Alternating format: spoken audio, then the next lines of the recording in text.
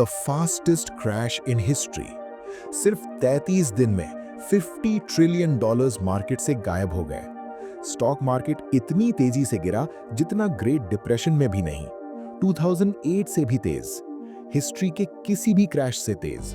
और फिर कुछ महीनों के अंदर एक और अजीब चीज हुई, वो पैसा वापस आ गया। ये कहानी है कोविड-19 फाइनेंशियल क्राइसिस की, एक ऐसा क्रैश जो सारे रूल्स तोड़ गया और एक ऐसी रिकवरी जो किसी ने इमेजिन नहीं की। The normal before. फरवरी 2020। दुनिया चाइना में फैलते वायरस को देख रही थी, लेकिन फाइनेंशियल मार्केट्स बिल्कुल शांत थे। S&P 500 ऑल टाइम हाईज पर था। अमेरिका में अनएम्प्लॉयमेंट लगभग 50 इयर्स के लोएस्ट लेवल पर थी।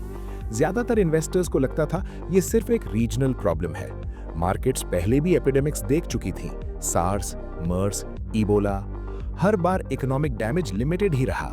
फिर इटली लॉकडाउन हुआ, फिर स्पेन। वायरस एक्सपेक्टेशन से कहीं ज्यादा तेज फैल रहा था। फरवरी 19 को अमेरिकन स्टॉक मार्केट अपने पीक पर था। किसी को नहीं पता था कि 11 साल का लॉन्गेस्ट बुल मार्केट, जो लगभग अनइंटरप्टेड ग्रोथ का सिंबल था, अब खत्म होने वाला है। The fall. क्रैश धीरे शुरू हुआ, फिर एकदम से सब कुछ गिर गया। फरवरी 24 मार्केट 3% गिरा। लोगों ने कहा सिर्फ करेक्शन है। फरवरी 25 फिर 3% गिरा। कंसर्न फैलने लगा। मार्च आते आते हर ट्रेडिंग डे केओस लेकर आने लगा। मार्च 9 को मार्केट मिनट्स में 7% गिर गया। ट्रेडिंग ऑटोमेटिकली हॉल्ट हो गई। सर्किट ब्रेकर ट्रिगर हुआ, जो सालों से यूज ही नहीं हुआ था। मार्च 12 को फिर से 10% डाउन। मार्च 16 को फिर से 12% डाउन। सिर्फ 5 हफ्तों में S&P 500 अपने पीक से 34% गिर चुका था। 3 साल के गेन्स वाइप आउट हो गए। Trillions of dollars retirement accounts, pension funds और पोर्टफोलियो से गायब हो गए। लेकिन सिर्फ नंबर्स इस क्रैश को एक्सप्लेन नहीं कर सकते। 1929 का क्रैश ऑलमोस्ट 3 इयर्स लगा बॉटम तक पहुंचने में। 2008 क्राइसिस 18 महीने चला। ये क्रैश सिर्फ 1 महीना। स्पीड अनप्रेसिडेंटेड थी और कॉज बिल्कुल अलग। Why it happened. ज्यादातर फाइनेंशियल क्रैशेस फाइनेंशियल प्रॉब्लम से आते हैं। हाउसिंग बबल बर्स्ट होता है, बैंक फेल होता है, क्रेडिट सिस्टम फ्रीज हो जाता है। इस बार इकोनॉमी ही रुक गई। गवर्नमेंट्स के पास एक इम्पॉसिबल चॉइस थी, या तो वायरस को स्प्रेड होने दो या फिर बिजनेसेस बंद कर दो। उन्होंने लॉकडाउन चूज किया। रेस्टोरेंट्स, एयरलाइंस, होटल्स, फैक्ट्रीज, सब कुछ बंद। सिर्फ 10 वीक्स में 40 मिलियन अमेरिकन्स ने अनएम्प्लॉयमेंट फाइल की।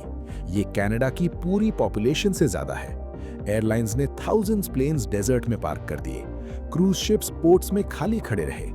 ऑयल प्राइसेस ब्रीफली नेगेटिव हो गए। लोग पैसा दे रहे थे ऑयल लेने के लिए, क्योंकि स्टोर करने की जगह ही नहीं बची थी। स्टॉक मार्केट रिसेशन प्रिडिक्ट नहीं कर रहा था, वो रिसेशन को लाइव देख रहा था। सबसे ज्यादा डर अनसर्टेनिटी का था।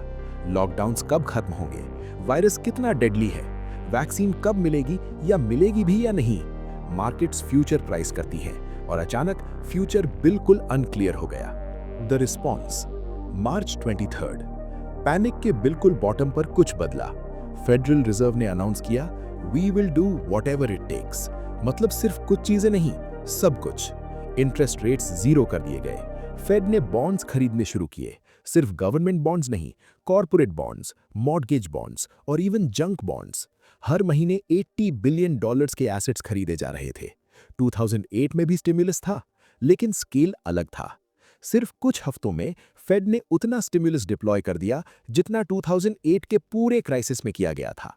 फिर कांग्रेस ने केयर्स एक्ट पास किया, $2 ट्रिलियन का rescue package, direct cash payments, extra unemployment benefits, small businesses के लिए फॉरगिवेबल लोन्स। पैसा इकोनॉमी में फ्लड की तरह आ रहा था। दुनिया के बाकी सेंट्रल बैंक्स ने भी फॉलो किया। यूरोप, जापान, यूके सब ने मैसिव स्टिमुलस लॉन्च किया। मैसेज क्लियर था, फाइनेंशियल सिस्टम को गिरने नहीं दिया जाएगा, और इन्वेस्टर्स ने ये मैसेज मान लिया। मार्च 23 को मार्केट बॉटम बना, और फिर जो हुआ वो भी हिस्ट्री बना। The recovery. क्रैश से भी तेज रिकवरी थी। अगस्त तक सिर्फ 5 महीने बाद S&P 500 ने सारे लॉसेस रिकवर कर लिए। ईयर के एंड तक न्यू ऑल टाइम हाईज। पर यहाँ एक स्ट्रेंज पैराडॉक्स था। अनएम्प्लॉयमेंट अभी भी हाई थी, स्मॉल बिजनेसेस क्लोज हो रहे थे, मिलियंस लोग स्ट्रगल कर रहे थे, फिर भी स्टॉक मार्केट ऊपर जा रहा था। कैसे? पहला reason stimulus. Low interest rates ने बॉन्ड्स को अनअट्रैक्टिव बना दिया, लोग स्टॉक्स की तरफ गए। दूसरा, पैंडेमिक ने ट्रेंड्स को एक्सेलरेट कर दिया। ऑनलाइन शॉपिंग बढ़ी, टेक कंपनीज बूम हो गई। Amazon, एप्पल, माइक्रोसॉफ्ट, गूगल सब रिकॉर्ड वैल्यूएशंस पर पहुंच गए। तीसरा, रिटेल इन्वेस्टर्स। स्पोर्ट्स बंद थे, कसिनोज बंद थे, मिलियंस लोग घर से ट्रेडिंग करने लगे। रॉबिनहुड जैसे ऐप्स ने सिर्फ एक क्वार्टर में 3 मिलियन नए अकाउंट्स ऐड किए। और शायद सबसे बड़ा रीजन 2008 का लेसन।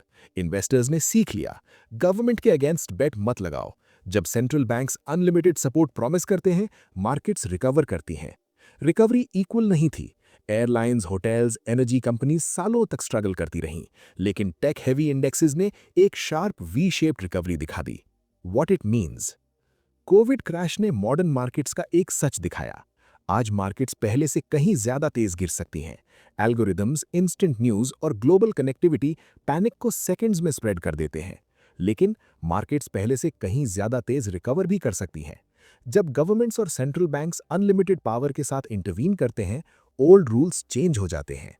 इसके साथ कुछ टफ क्वेश्चंस आते हैं। क्या सेंट्रल बैंक्स हमेशा पैसा प्रिंट कर सकती हैं? स्टिमुलस खत्म होने के बाद क्या होगा?